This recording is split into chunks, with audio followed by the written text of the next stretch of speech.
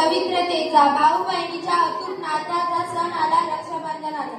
रक्षाबंधन हा भारतीय संस्कृतीतील एक पवित्र सण आहे। रक्षाबंधन हा सण भाऊ बहिणीच्या नात्याचा, त्यांच्यातील पवित्र प्रेमाचा एक उत्सव आहे। हा सण संपूर्ण भारतामध्ये मोठ्या उत्साहाने आणि आनंदाने साजरा केला जातो।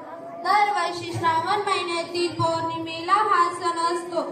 रक्षाबंधनाला नारळी पौर्णिमा किंवा राखी पौर्णिमा अशा अनेक नावाने ओळखली जाते। प्रत्येक भाऊ बहीण रक्षाबंधनाची आतुरतेने वाट पाहत असतात। रक्षाबंधन हा सण साजरा करण्यामागे एक पौराणिक कारण देखील आहे। महाभारतामध्ये एकदा भगवान श्रीकृष्णाच्या हाताच्या बोटाला जखम झाली होती। त्या जखमेतून भरपूर रक्त वाहत होते।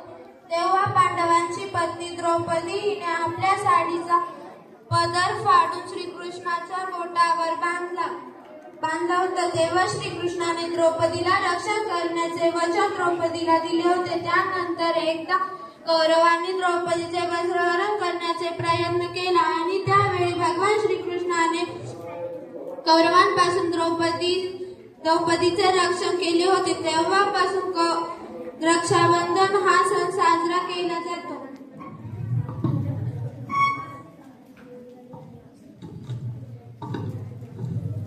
रक्षाबंधन म्हणजे एक निव्वळ धागा नसून ते एक स्नेह, प्रेम, आपुलकी, आदर, विश्वास आणि पवित्रतेचे रक्षण करणारे एक अतूट बंधन आहे। रक्षाबंधनाचे वचन प्रेमाचे बंधन घेऊन आला हा श्रावण। चला चला आनंदाने उत्सव साजरी करूया रक्षाबंधन।